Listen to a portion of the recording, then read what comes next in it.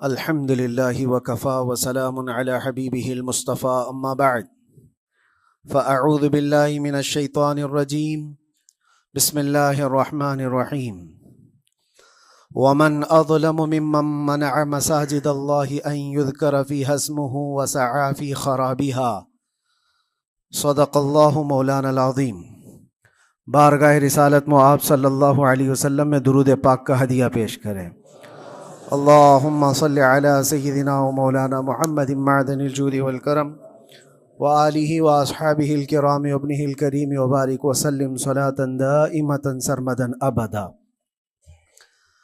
اللہ عز و جل قرآن عظیم میں ارشاد فرماتا ہے، اس سے بڑا ظالم کون جو اللہ کی مسجدوں میں اللہ کا ذکر کرنے سے روکتا ہے، وہ سب سے بڑا ظالم ہے۔ ومن اظلم ممن منع مساجد اللہ، اللہ کی مسجدیں، اللہ کا گھر اس کے ذکر پاک کے لیے ہوتی ہیں، اس کی عبادت کے لیے ہوتی ہیں، اور جو اللہ تبارک و تعالیٰ کے ذکر سے اور اس کی عبادت سے روکے، اللہ قرآن میں فرماتا ہے وہ سب سے بڑا ظالم ہے۔ میرے عزیزو، تاریخ اگر دیکھتے ہیں ہم تو ہر زمانے میں معرکہ حق و باطل ہوتا رہا ہے۔ باطل طاقتیں ہمیشہ یہ چاہتی ہیں کہ اللہ کے ذکر کو روکیں، کیونکہ طاغوت شیطان جس کا ذکر قرآن میں ہے وہ ہمیشہ سے یہ چاہتا رہا ہے کہ اللہ کا ذکر کرنے والوں کو روک دیا جائے، کیونکہ اس نے اللہ تبارک و تعالیٰ سے یہ وعدہ کیا، چیلنج کیا تھا، لَأَقْعُدَنَّ لَهُمْ صِرَاطَكَ الْمُسْتَقِيمِ، اے رب میں تیرے سیدھے راستے پر بیٹھ جاؤں گا، ثُمَّ لَآتِيَنَّهُمْ مِنْ بَيْنِ أَيْدِيهِمْ وَمِنْ خَلْفِهِمْ وَعَنْ أَيْمَانِهِمْ وَشِمَائِلِهِمْ، اور میں اس سیدھے راستے پر جو بھی گزرے گا اس کو کبھی سامنے سے آ کر بہکاؤں گا، کبھی پیچھے سے آ کر بہکاؤں گا، کبھی دائیں سے کبھی بائیں سے۔ اور اللہ تبارک و تعالیٰ سے شیطان مردود یہ کہتا ہے، وَلَا تَجِدُ أَكْثَرَهُمْ شَاكِرِينَ، تو تیرے بندوں میں شکر گزار بندے نہیں پائے گا۔ مطلب یہ ہے کہ ابلیس لعین مسلسل یہ کوشش میں ہے کہ اللہ تبارک و تعالیٰ کے بندوں کو اس کے ذکر سے دور کرے، اس کے شکر سے دور کرے۔ آج بھی وہ کیفیت ہم دیکھتے ہیں کہ سب سے زیادہ اللہ کے ذکر سے روکنے کے لیے جو شیطانی طاقتیں کوشش کر رہی ہیں، مگر میرے عزیزو یہ تمہارا امتحان ہے، تمہارا امتحان ایسا کہ کبھی یہ مت سمجھنا کہ تم خالی ہو، کیونکہ قرآن پاک اللہ تبارک و تعالیٰ 21ویں پارے میں فرماتا ہے، احسب الناس ان یترکوا ان یقولوا آمنا وهم لا یفتنون، کیا لوگ یہ گمان کر کے بیٹھے ہیں کہ وہ ایمان لے آئے تو ہم ان کو آزمائیں گے نہیں، یا ان کو چھوڑ دیا جائے گا؟ جو ایمان لایا ہوا بندہ ہے وہ آزمایا جائے گا۔ ایمان اگر تمہارے پاس ہے تو تمہیں امتحان سے بھی گزرنا ہی ہوگا۔ یہ ایمان کسی حلوہ پراٹھے کا نام نہیں ہے، کھا کر کے مست نیند سو جائے، پھر اسے اس دار فانی میں، اس دنیا میں امتحانات سے گزار کر کے اپنے ایمان کی کسوٹی کو دکھانا ہوگا۔ اسی لیے قرآن یہ بھی کہتا ہے کہ تمہیں کیسے کیسے آزمایا جائے گا، وَلَنَبْلُوَنَّكُمْ بِشَيْءٍ مِّنَ الْخَوْفِ وَالْجُوعِ وَنَقْصٍ مِّنَ الْأَمْوَالِ وَالْأَنفُسِ وَالثَّمَرَاتِ، ہم تمہیں آزمائیں گے کبھی بھوک سے، کھانے کی قلت سے، اور کبھی خوف سے، ڈر آئے گا تمہارے پاس، اور پھر اللہ تعالیٰ فرماتا ہے کبھی مال و دولت کی کمی سے، وَنَقْصٍ مِّنَ الْأَمْوَالِ وَالْأَنفُسِ، کبھی لوگوں کی جان چلی گئی ہو، کثرت سے تمہارے عزیز مر گئے، یہ بھی آزمائش ہے، اور پھلوں کی کمی۔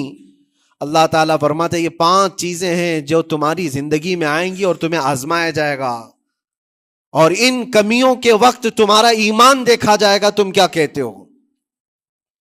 اور اللہ تعالیٰ فرماتا ہے جب کبھی تمہیں بھوک سے آزمایا جائے، خوف سے، ڈر سے آزمایا جائے، اور مال کی کمی سے آزمایا جائے، امتحان لیا جائے، تو اس وقت جو بندہ یہ کہتا ہے، اللہ فرماتا ہے انا للہ و انا الیہ راجعون۔ اللہ تعالیٰ فرماتا ہے ان لوگوں کو یہ بشارت ہے، ان صبر کرنے والوں کو یہ بشارت ہے کہ جب ان پر مصیبت آتی ہے تو یہ کہتے ہیں ہم اللہ ہی کے ہیں اور اللہ ہی کی طرف لوٹنے والے ہیں۔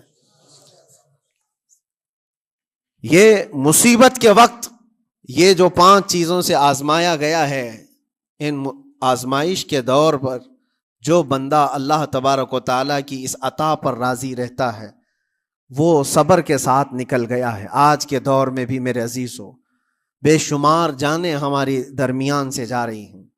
آپ کو اندازہ ہے موت اتنی عام ہو گئی ہے، اتنی عام ہو گئی ہے کہ اب لوگوں کو موت پر کوئی افسوس بھی نہیں ہوتا۔ ہر دن خبریں موت کی سرخیاں چھاپتی ہیں۔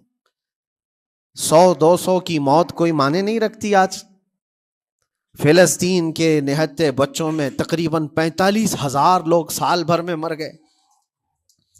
45,000 کوئی تعداد ہوتی ہے کہ نہیں ہوتی؟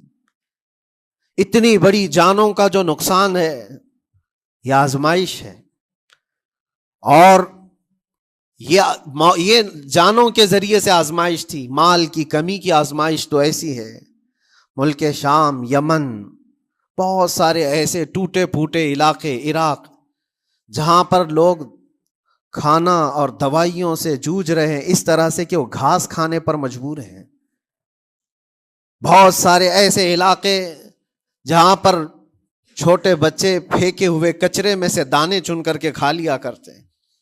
وہ اپنے پیٹ کی اس آگ کو بجھانے کے لیے دانے دانے کے لیے ترس رہے ہیں۔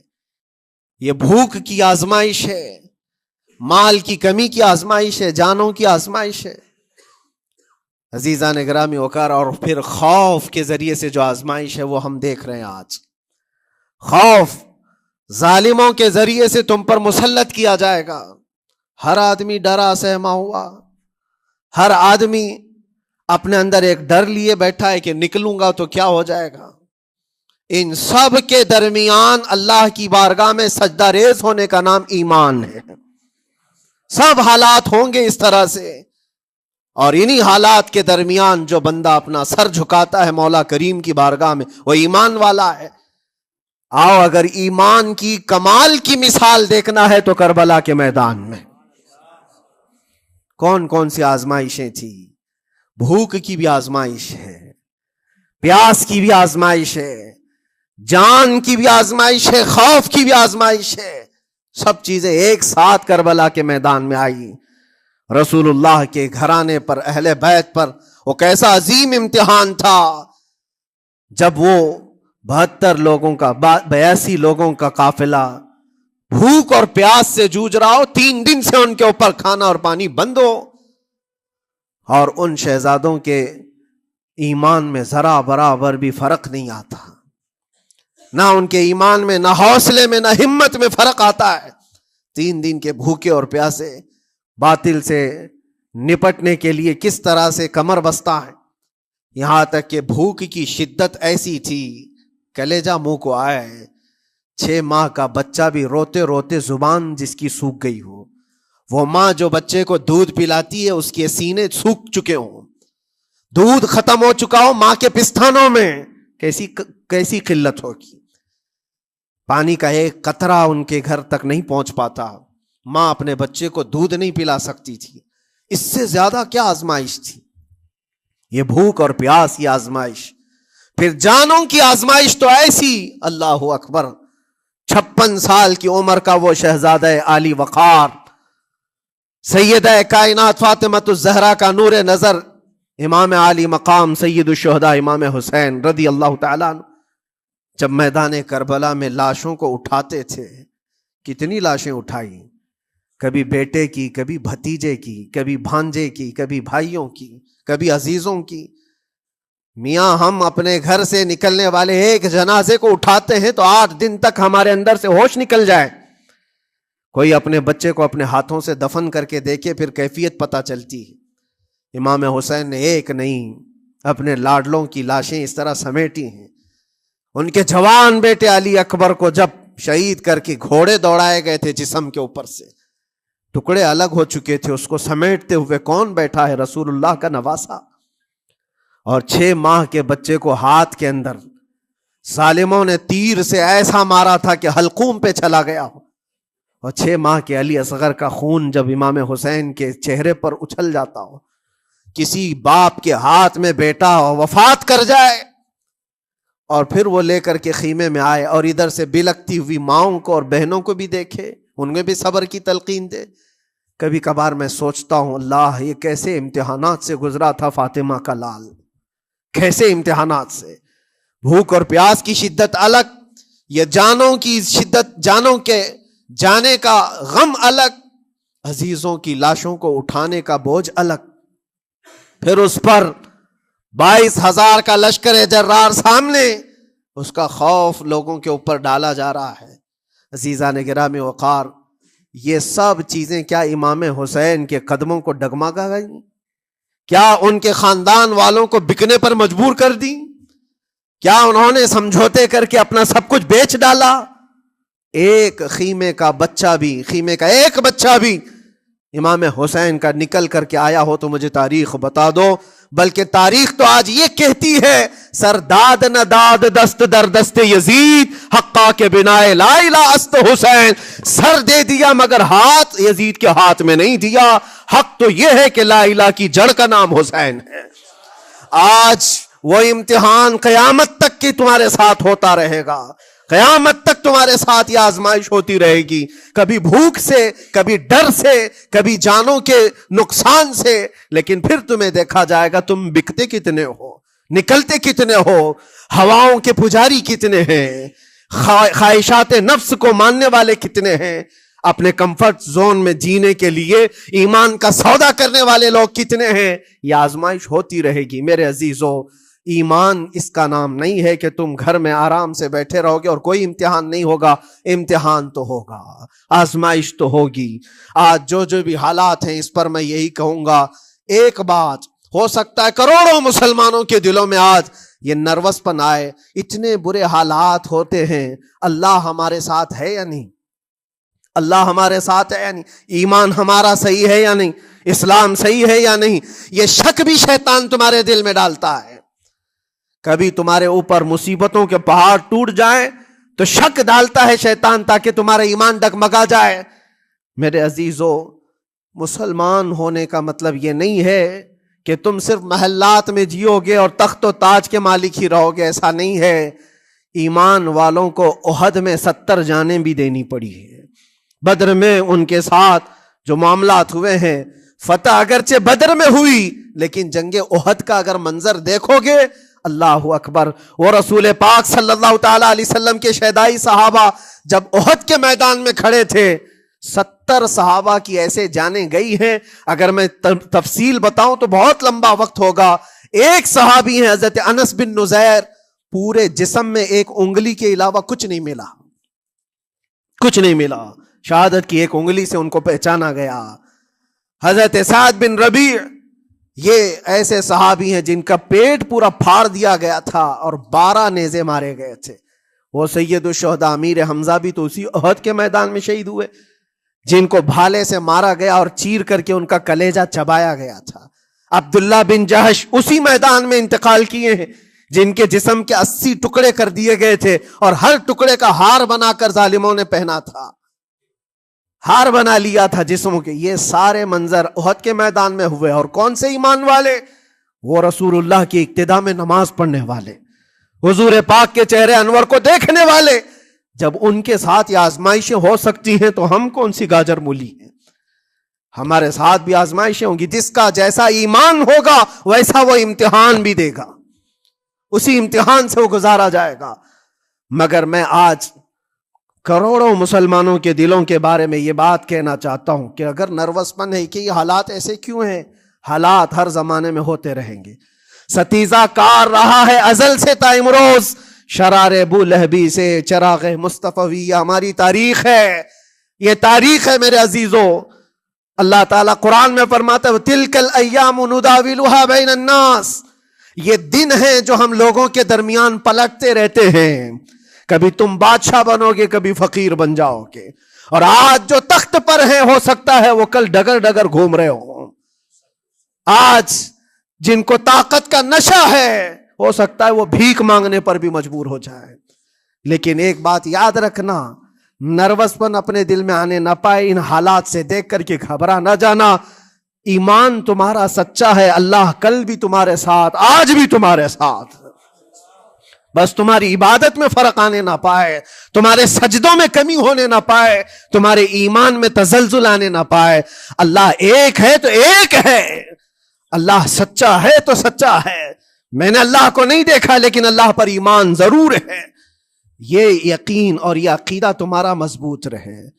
ہاں ہمیں معلوم ہے، کچھ لوگ ہم سے پوچھتے بھی ہیں، اللہ تبارک و تعالیٰ پوری کائنات کا مالک جس نے ہر چیز پیدا کیا اور اس کی عبادت کرنے والے ہو آپ، لیکن پھر اسی اللہ رب العزت کی یہ مسجدیں کیوں ڈھائی گئی؟ کیوں مسجدوں کو ختم کیا جا رہا ہے؟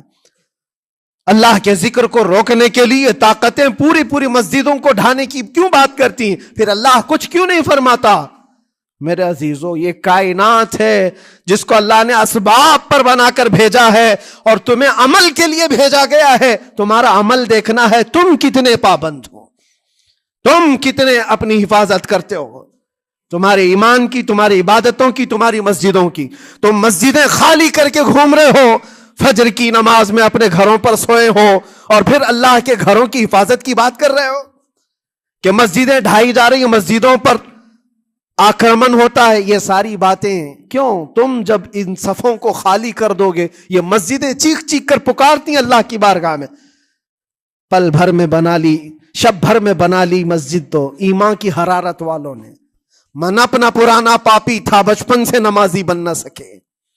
مسجدیں بڑی بڑی شاندار بنا لینا اور اس کو آباد نہ کرنا، یہ بھی تو ظلم ہے. آپ ان مسجدوں کی حفاظت کی جو بات کر رہے ہیں، ان مسجدوں کی حفاظت صرف کمیٹیاں بنانے سے نہیں ہوتی، نمازوں سے ہوتی ہے، اس کے اندر تلاوت قرآن سے ہوتی ہے. عزیزان گرامی، اور پھر یہ بات ان ظالموں کے لیے کہ اگر وہ ہاتھ لگا کر مسجدوں کو اٹھانا پھینکنا اس کو اپنی طاقت کا ذریعہ سمجھتے ہیں تو سمجھ لو تھوڑے دن کی بات ہے. اگر اسی کا نام طاقت ہے کہ عبادت گاہوں کو مسمار کر کے طاقت کے تخت کو بٹھایا جائے، تو یاد رکھنا بڑھتے بڑھتے بڑھتے تمہارا نشہ کہیں تمہیں فرعون نہ بنا دے. اور اگر فرعون بن گئے تو انتظار کرو، اللہ تعالیٰ بڑے بڑے فرعونوں کو صرف پانی سے ہلاک کرتا ہے. بہت بڑے بڑے نمرودوں کو اللہ تعالیٰ مچھر سے ہلاک کرتا ہے. وہ ابرہہ بھی تو آیا تھا جو کعبہ ڈھانے کے لیے آیا تھا، ہاتھیوں کا لشکر لے کر آیا تھا، جس کا ذکر قرآن پاک میں الم تر کیف فعل ربک باصحاب الفیل. اے محبوب، کیا آپ نے نہیں دیکھا ہاتھی والوں کے ساتھ اللہ نے کیا معاملہ کیا؟ پورا ہاتھیوں کی فوج لے کر آیا تھا کعبے کو ڈھانے کے لیے. ہوا کیا؟ کعبہ کو ڈھانے کے لیے اتنی خطرناک فوج تھی اور مکہ والوں میں لڑنے کی اتنی طاقت نہیں تھی. اللہ کریم نے ابابیل چڑیوں کی ایک فوج کو بھیجا. ہاتھی کہاں اور چڑیا کہاں؟ کوئی مقابلہ ہوتا ہے؟ کوئی مقابلہ ہے؟ تصور میں نہیں آتا. لیکن رب تبارک و تعالیٰ کا ایک دستور ہے، بڑی بڑی طاقتوں کو چھوٹی طاقتوں سے ہلاک کرتا ہے. چھوٹی چھوٹی سی چڑیاں ایک ہاتھ میں تمہارے آ جائیں، ایک چونچ میں اور دو پاؤں میں کنکریاں لے کر آتی تھی، اوپر سے صرف وہ کنکریاں گراتی، ہاتھیوں کے پیٹ پھٹ جاتے اور آگ لگ جاتی تھی. اللہ تبارک و تعالیٰ کی طاقت کا یہ مشاہدہ، قوت کا ایک ہلکا سا اظہار جو مکہ کی ان وادیوں میں ہوا منا، اور اللہ تعالیٰ فرماتا ہے فَجَعَلَهُمْ كَعَصْفٍ مَأْكُولٍ. اللہ نے ان کو ایسا کر دیا جیسے کھائی ہوئی مرغی ہوتی ہے، نوچ نوچ کر کے کھا کر چھوڑی ہوئی مرغی ہو. پوری فوج کی حالت ایسی ہو گئی تھی. کعبہ مکرمہ کو ڈھانے کے لیے آئے، تب اللہ تبارک و تعالی ظالموں کو کس طرح سے نیست و نابود فرمایا. ہمیں یقین ہے میرے عزیزوں، اللہ تبارک و تعالی وہ ابابیل بھیجنے والا مولا آج بھی زندہ اور ہمیشہ زندہ رہے گا. وہ حی اور قیوم ہے، ہمیشہ سے زندہ ہے اور ہمیشہ زندہ رہے گا. لیکن تمہارا امتحان ہوتا رہے گا، تمہارا امتحان ہوتا رہے گا. اللہ کے نبی صلی اللہ تعالی علیہ وسلم کے لیے مدد آئی ہے تو اس کا مطلب یہ نہیں ہے کہ وہ صرف بیٹھ کر کے مدینے میں دعائیں کرتے تھے؟ نہیں، عمل کے میدان میں اترے بھی ہیں۔ صحابہ نے بھوک اور پیاس برداشت کی ہے، کتنے کتنے دنوں تک وہ ایک کھجور پر پورا دن گزارتے تھے، پیوند لگے کپڑے۔ حضرت ابو ہریرہ فرماتے ہیں ہم تو ایک جنگ سے ایسے واپس آئے تھے کہ ہمارے پاؤں کے پورے ناخن اکھڑ گئے تھے، پاؤں کے ناخن اکھڑ گئے۔ خندق کے میدان میں خود نبی پاک صلی اللہ علیہ وسلم اپنے ہاتھوں سے خندق کھودتے رہے، اور پیٹ پر پتھر باندھنا، یہ سب مشقتیں، سٹرگل کیا ہے۔ پھر اللہ سے یہ دعا کیا مولا تو اپنی مدد بھیج دے، تو اپنے رحم و کرم کی بارشیں برسا، اور ہم یہاں مست کھا پی کر کے پھر دعا کرتے ہیں مدد آ جائے۔ تم نے محنت کون سی کی، کون سی مشقت کی؟ میرے عزیزو، اگر محنت و مشقت میدان میں اتر کر کرنے کا موقع نہیں ہے تو عبادتیں تو کرو اپنی پوری، اپنی نمازیں تو کمپلیٹ کر لو، اور اللہ کو راضی کرو۔ اپنے گناہوں سے اگر وہ غضبناک ہے تو توبہ کرو۔ اور جاتے جاتے یہ بات بھی میں عرض کروں گا کہ آج جن لوگوں کو ایسا لگتا ہے کہ یہ کھیل تماشا ہے، ایک بات یاد رکھنا، کسی مسجد کے ختم ہو جانے سے یا مومن کے کسی کے ہار جانے سے ایمان کبھی ہارتا نہیں ہے، ایمان ہمیشہ جیتتا ہے۔ تھوڑی دیر کی تکلیف تو مومن کو ہو سکتی ہے، لیکن اس کے ساتھ ایمان ہے تو ہمیشہ سر بلند ہے۔ اس سے بڑی کوئی کامیابی کیا ہے؟ ہم نے دیکھا ہے کربلا کی تاریخ میں جیتا کون ہے؟ دنیا کی نظر میں، اس وقت کی میڈیا کی نظر میں، اس وقت کے جو کتے ہوں گے ان کی نظر میں یزید جیتا ہوگا، لیکن قیامت تک ہر مومن کہتا ہے بادشاہ است حسین، بادشاہ است حسین۔ ایمان کی جیت ہمیشہ ہے، اگرچہ وہ ٹکڑوں میں بدل جائے، اگرچہ وہ 1000 ٹکڑوں میں ہو جائے۔ آج بھی پھریرا لہرا رہا ہے تو حسین اعظم کا لہرا رہا ہے۔ اسی لیے یاد رکھو، صرف تخت پہ چڑھ کر بیٹھنے کا نام جیت نہیں ہے۔ ابھی الیکشن بھی گزرا، کچھ لوگ نروس ہوں گے کہ ہم ہار گئے۔ اگر وہ ایمان والے ہیں، سچے ایمان والے ہیں، تو انہیں یاد رکھنا چاہیے جیت اور ہار صرف تخت حاصل کرنے کا نام نہیں ہے، دلوں پر حکومت کرنے کا نام جیت ہے۔ اور آج 800 سال گزر گئے، ہند الولی سلطان الاولیاء غریب نواز کی حکومت ہم سب پر قائم ہے۔ کس بات کی حکومت ہے یہ دلوں کی حکومت ہے۔ اور وہاں جو ہاتھ لگانے کی کوشش کر رہا ہے وہ اپنے ہاتھوں کو بچا لے، آگ تمہارا انتظار کر رہی ہے، آگ تمہارا انتظار کر رہی ہے۔ اس لیے کہ اللہ فرماتا من عادی لی ولیا فقد آذنتہ بالحرب، جس نے میرے ولی سے دشمنی کی میں اس کو اپنے ساتھ جنگ کا اعلان کرتا ہوں۔ آؤ رب تعالیٰ سے جنگ کرنے کے لیے تیار ہو؟ اللہ کے ولی سے مقابلہ کرنا چاہتے ہو؟ اللہ کے ولی کو چھونا چاہتے ہو؟ رب تعالیٰ فرماتا ہے جو اللہ کے ولی سے دشمنی کرتا ہے اسے میں اپنے ساتھ جنگ کا اعلان کرتا ہوں۔ ہے کسی کی ہمت و طاقت اللہ سے جنگ کرنے کی؟ تو جو یہ چاہتے ہیں کیڑے مکڑوں کی موت مرو گے، اس سے بھی خطرناک ذلیل ہو کر مر جاؤ گے۔ اجمیر معلیٰ یہ صرف اور صرف ایک دھرتی کا نام نہیں ہے، اللہ کے ولی کی آباد کی ہوئی مقدس زمین ہے۔ اور ہم سنیوں کی آستھا ایسے ہے، امام اہل سنت فاضل بریلوی اعلیٰ حضرت فرماتے ہیں دنیا بھر میں جہاں دعائیں قبول ہوتی ہیں ان جگہوں میں سے ایک جگہ کا نام اجمیر معلیٰ ہے، جہاں اللہ تعالیٰ دعائیں قبول فرماتا ہے۔ ہم اپنی آستھا ہی نہیں رکھتے میرے عزیزو، اپنی جان بھی حاضر ہے غریب نواز کے قدموں کے لیے۔ اس لیے میں کہنا چاہتا ہوں سرکار غریب نواز رضی اللہ تعالیٰ عنہ کے رکشک، یہ لوگ اگر یہ سمجھتے ہیں کہ مسلمان بکھر گئے ہیں، ٹوٹے ہیں، بکھرے ہیں، ان کے پاس کوئی طاقت نہیں، کوئی سیاست نہیں، اور ہم جس کو چاہیں آکرمن کر کے ختم کر دیں، ہو سکتا ہے ہم سب کو مار ڈالو تمہاری طاقت کے ذریعے، لیکن وہ غریب نواز ہے۔ اپنے باپ داداؤں کی تاریخ یاد رکھنا، پوچھنا، جو غریب نواز کو اٹھانے کی کوشش کیا اٹھ گئے ہیں، اور وہ دھرتی پہ آج بھی آباد ہے۔ انشاءاللہ قیامت تک اجمیر معلیٰ چمکتا رہے گا۔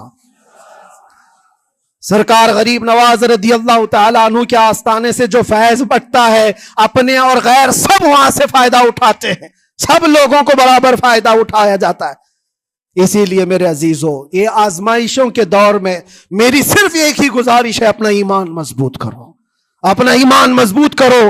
جیسی بھی مصیبتیں آئیں، طاقتیں آئیں، تمہارا سجدے سے سر دور نہ ہونے پائے، اللہ سے غفلت ہونے نہ پائے، تمہارے ذکر و اذکار میں کمی ہونے نہ پائے، مسجدوں سے دور بھاگنے کی کوشش نہ کرو، واپس آ جاؤ، اللہ کی رحمت قریب ہے۔ قرآن میں اللہ فرماتا ہے الا ان نصر اللہ قریب، آگاہ ہو جاؤ، بے شک اللہ کی مدد بہت قریب ہے۔ وآخر دعوانا الحمدللہ رب العالمین۔ السلام۔